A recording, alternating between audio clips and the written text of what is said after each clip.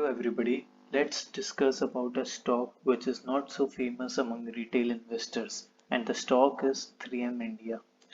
So some of the brands which belong to 3M India are Scotch Brite. You might have heard about this, which is used for cleaning utensils. Then Post-it, it is a stationery brand. Nexcare is in sanitizers, hand sanitizers. Letman makes stethoscopes and doctors' equipments, and Command. Command is a brand which makes adhesives, and Caddy. Caddy is like container which is used for keeping things in walls, etc.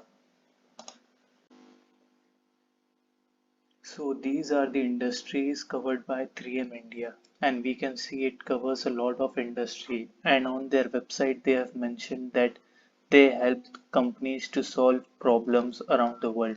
So we can say 3M India is a brand behind other brands. That is why it is not so visible to us.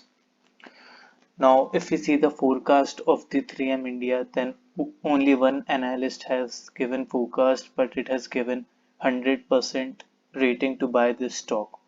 Now, the return expectation for the year 2022 is 9.50.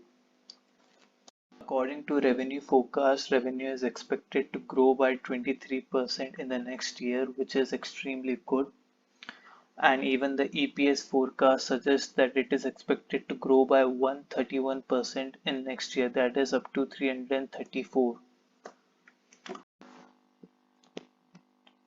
If we see the price chart of 3M India in the last 5 years, we can see that the stock was around 12,500 in 2016 and it is around 25,500 in 2021. So we can say that stock has doubled in 5 years.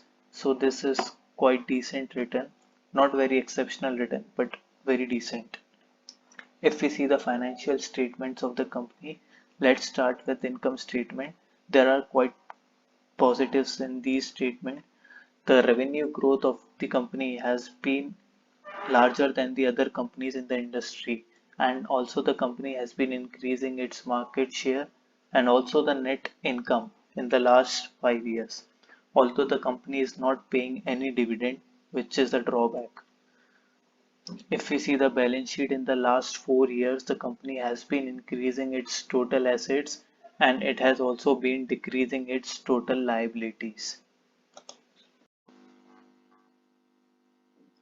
Another very good thing about 3M India is its low debt to equity ratio, which is just 1.25% against the industry average of 27.47%. And even the current ratio is higher when we compare it to industry average. Now, if we see the reserves and surplus, they have been increasing it year by year, and these are very good signs for any company.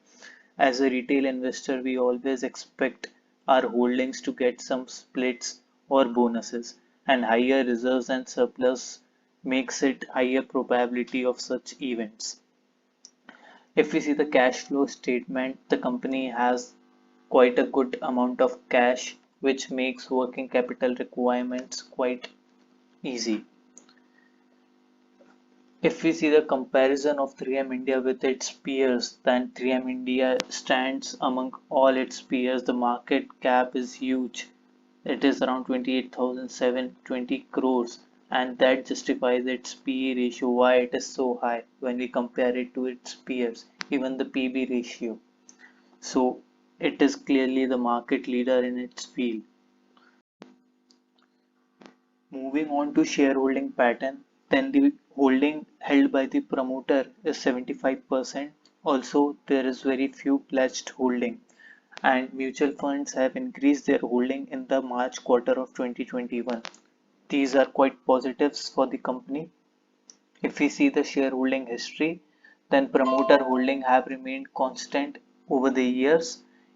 FII have reduced their holdings in the March quarter, and it was around 5.19% in 2019. Again, that was before the pandemic, and they might have reduced their holding after that event. As you can see, in December 2020, they again increased their stake from the previous quarter. But again, there was second wave of pandemic and many FII withdrawn their money from the Indian market. If we see the holding of domestic institutions, they have increased in the March quarter, while holding of the retail investors have almost remained constant over the years. This green part belongs to holding of retail investors, while this grayish part is of other investors. Now let's have a look on the chart of 3M India. This is the chart on a 1 day time frame, and the stock closed at a price of 25,258 on 24th June 2021. Now I can find a support just below this level. Just let me mark it. Yes. Now in the past the stock took this support on 3rd of March, then again on 29th and 30th April, again on 14th May, and so on. So we can see the stock has tested this support already 5 or 6 times, and we can say it is quite strong support. Now I can also find another resistance at the level of, let's say, 26,669. So if the stock bounces from this level, it can face a resistance at 26,669, and if it manages to cross this resistance with good volume, we can see much higher targets. Let's say the earlier high was around 31,000 or 30,900, which is almost 20% return from the current price. But if the stock breaks this current support, it might go down to the level of, let's say, 21,796, or to be precise we can say,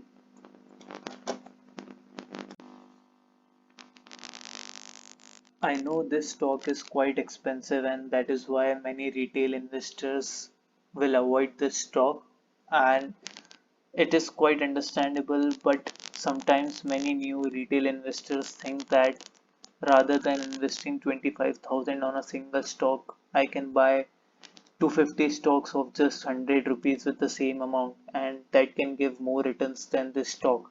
But it is not quite true. We must always think in terms of percentages in stock market, and if this stock gives 20% return in the short term, that will be around 5,000 rupees. So please do like this video if you got something useful.